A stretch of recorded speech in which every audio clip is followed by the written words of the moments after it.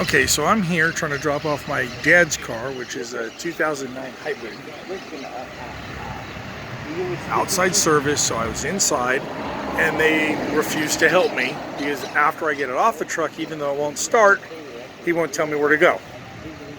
So I got a tow truck here to get the vehicle, to get it inside, so I can finally have service done. What a pain in the ass.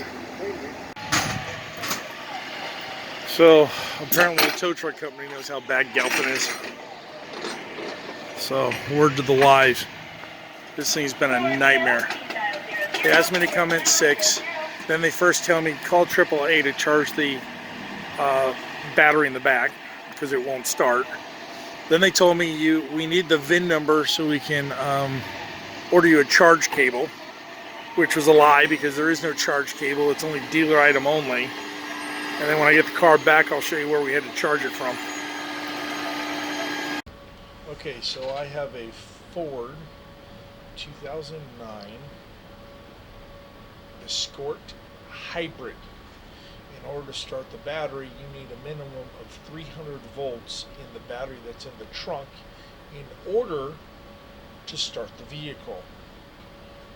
After getting the runaround for 6 hours, and I called almost every single dealership in Southern California, they told me they didn't have the charge cable to go to a major dealer like GALPIN Ford. GALPIN Ford doesn't know what I'm talking about. They told me I could go outside to charge it. It's not a plug-in hybrid. Then they told me to call AAA for a jump, which it's not the car battery in the front, it's the electric battery in the back, the 500 volt battery. It needs to be a minimum of 300 volts to start the vehicle. They agreed to charge, where they first were going to charge me for every minute the charger was on it. Then they told me it was a 2-hour minimum to charge it, and that was it. Then they wanted me to investigate that, so I told them, okay. I disconnected the back seat, took everything out because they charge it from the rear of the vehicle. Everybody else has to remove the battery pack to charge it. So I removed it. The seat, returned it. It was $270. They called me and said I gave them the wrong keys. And I'm like, no. Oh, well, the anti-theft light on, and that's a problem. And I'm like, I'm sorry, this is the right key. So I rush in the next morning to give them the key.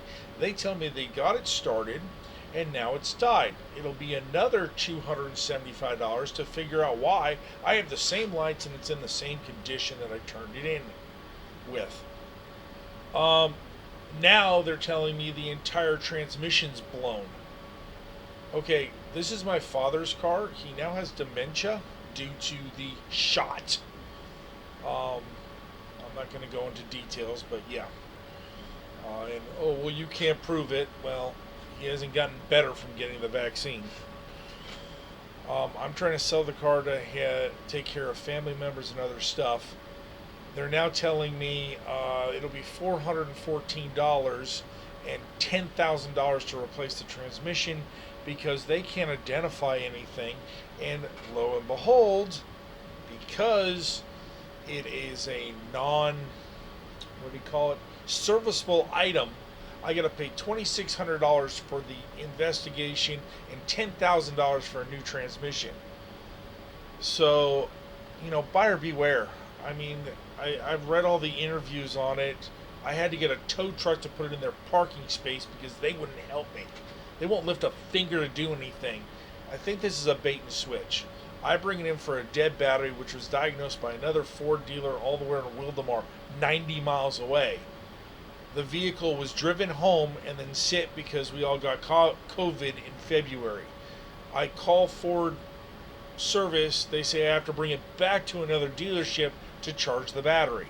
I do this. Now they're holding my vehicle hostage, and now they have blown either the engine or the transmission. I don't know.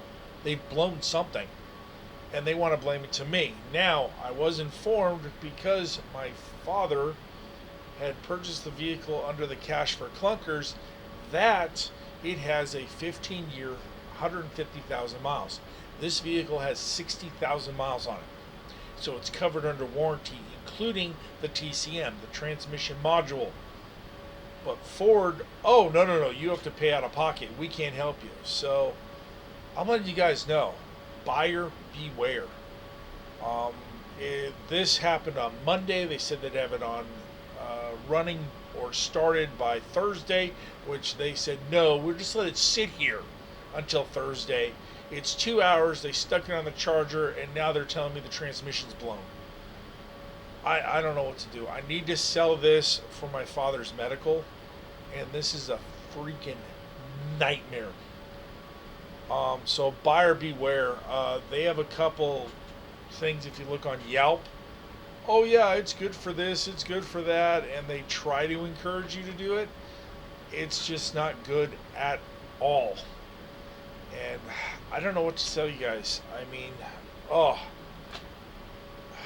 buyer beware. Be aware where you go. Look online. I need to figure out how to get the freaking vehicle out so I can get it to a real dealership. And I wouldn't be surprised if they disconnected something just so they could try to charge me for a new transmission. That's how bad they are. So yeah, buyer beware.